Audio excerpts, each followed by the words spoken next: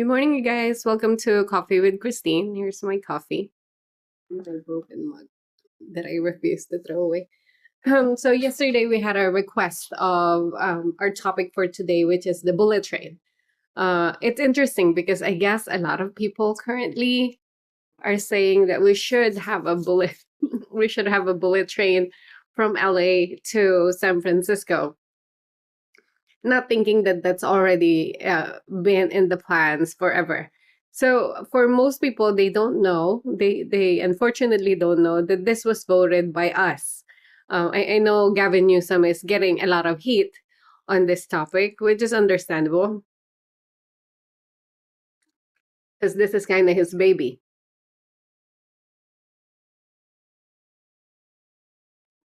But for the most part, we voted for this train.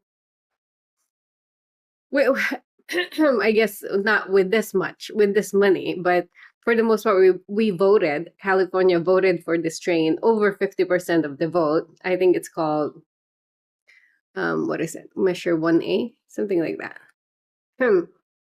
But the idea is to have a train from San Francisco to LA in less than 3 hours. And so a lot of big cities and a lot of big places, they have this, and it's very successful for them. So we thought, why not do it for us?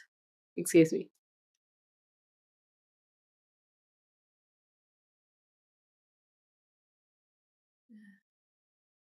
Sorry, I had to sneeze. The problem though is that well, first of all, the first problem is that the budget was not as what is was anticipated.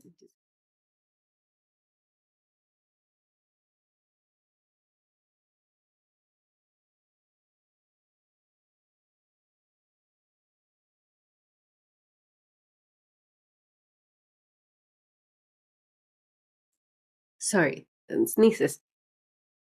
So it's a lot more than what was anticipated. And I think one of the things, I don't actually understand why Newsom don't say this. Maybe you're not supposed to. But one of the reasons why it's still not done, because, everyone's talking smack, it's still not done and it's costing a lot of money, is because, like, a lot of different places, a lot of different people are suing us, suing the state government and suing our efforts to lay tracks. So it's kind of a lose-lose situation um, because of it. And now the conversation is, should we continue and then should we not? But sorry, I shouldn't laugh. But another problem is that there's a lot of places like Merced that already, kind of spend a lot of money for their downtown to prepare for those people that are supposedly coming because of this bullet train. So they just released a business plan recently, and like just the update for the bullet train, and it's proposing to not go in the city and go a little bit further, saving us about 14 million, as in the state. I just wanted to say.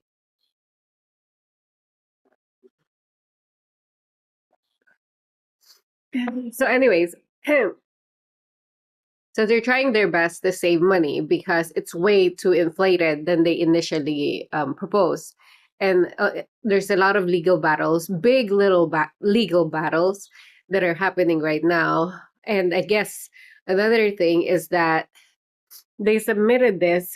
They submitted this um, before it was before they were able to buy the land. So there's a lot of land, as you can imagine, that is required for this train. But they haven't really purchased all the land before that happens. At least these are the documents that are available. So I'm sure there's more to it when it comes to that. But we're still tied to current litigations. I believe there's 10 big cases that is currently still ongoing, trying to block this train on top of the anticipated uh, anticipated people that will be suing us if we stop doing the train because they've already made their changes. Just a second. I'm sorry.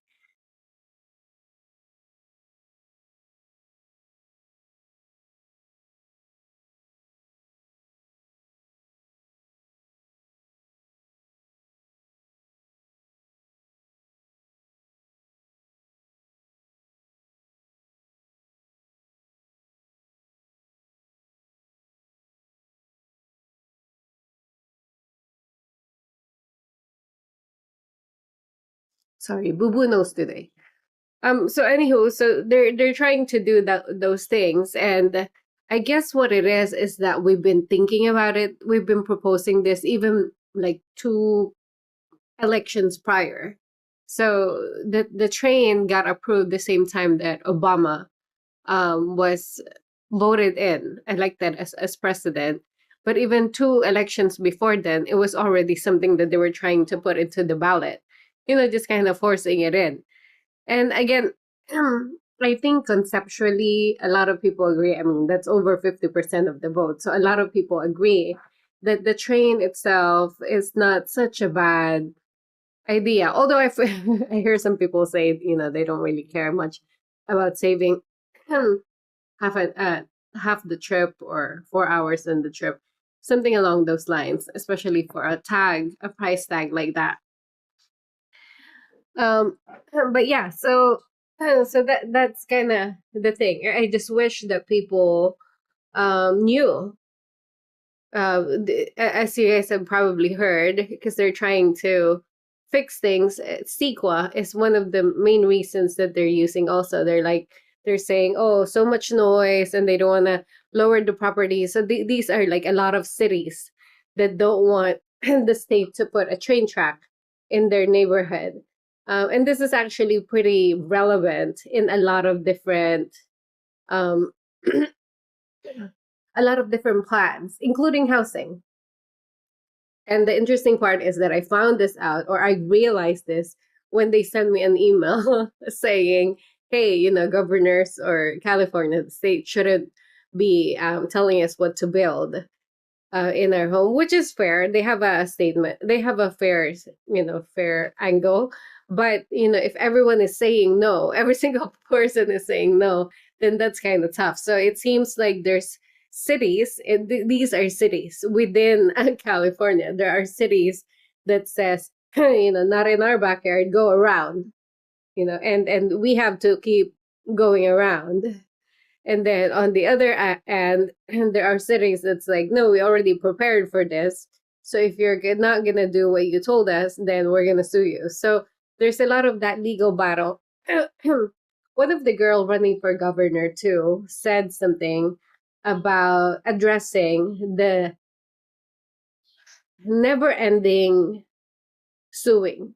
Because the problem with that is that it costs a lot of money. It costs a lot of money for anyone, because everyone just kind of sues for whim, especially for using CEQA. So the CEQA part they're already fixing, in the sense that they can't use that as a reason anymore. Okay, the birds of this type is this and that.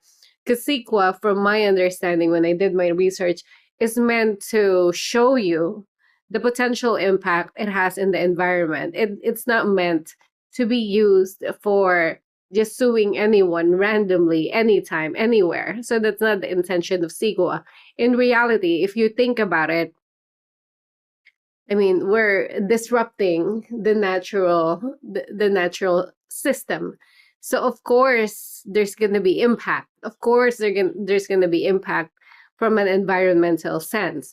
The question is, how much impact, and is that an impact that we're willing to pay for what we're getting? So that's really the concept, how the conversation should go. I saw this quote, I really love it, and I keep thinking about it recently, and it's saying that the question should never be, is it right or wrong? The question is, at what point is it right, and then at what point is it wrong? Which I think is like very, very clever, because it kind of rephrase your perspective to consider that there is a scenario, there is a reality somewhere where whatever your your opposite, someone you don't agree with, wherever whatever their position is, that it might be right in certain situation. And then I also found this additional statement, which I also thought was cool, is that if you cannot imagine in your life ever, if you can't imagine in your thought that there will ever be a situation where this is right, like what do you need to see to know that you're wrong? That's the question. What do you need to see? And if the answer is nothing, nothing, you can't see anything that would think that you're wrong, then you're probably not thinking well. It's probably an emotional statement. You're probably like upset or whatever. But there should always be a position where you would see something and you're like, okay, I guess I was wrong in that. But that's what critical thinking is. But anywho, going back to the train, yeah, I think, I guess he can't talk about it. The governor or the state can't talk about it because they're actively in litigation. But we can talk about it. You know what I mean? Because this is my position. Like I think, uh, I mean, I use this in nursing, and I use this in my management thing, in my management career, is that people should know. People should know all the facts and then make a decision there. I'm not defending Newsom. That's not my position. I don't think overall he did a good job. Maybe we'll do review with him tomorrow. I've been meaning to do it. But for the most part, there's it is not all to blame with this train track. And again, if they can't discuss it because they are within that legal battle currently, because whenever you're in that type of thing, you can't discuss it, then we can discuss it. So you guys know what states or what cities are fighting this train, and they're just quiet. Of course, they're like, oh, like close the train because Newsom did this and whatnot, but they don't really take ownership for their participation in the delay. I'm just saying. Again, I'm just saying. So now the interesting question before I close this is that, as governor, because they've asked in the debate, as governor, will you continue the train? Because people are upset. I worry that the report that they release is not accurate. Oh, I guess I should say I'm worried that it's deliberately inaccurate because they know that it's a pretty sour topic. But we have money is currently tied, and it's it's gonna be a loss. So for me, that one is a hard question. I will need to look at the paperwork and like the actual projection because I don't mean to be arrogant, but I'm pretty good in looking at data. Like it's hard to trick me when it comes to data. So I'm very proud of that, and I use that very much in my advantage. But I will need to see the report, like what we've done, where we're at, and what they're proposing to see if it's logical to continue. But with all the hidden data, it's kind of hard to say. I think most people don't like the train, so the easy answer is to say stop. But like I want to be truthful and I want to be logical when it comes to that, because we don't want to. And it's not like, I guess technically maybe they can drop the lawsuit, but then we'll have more lawsuit.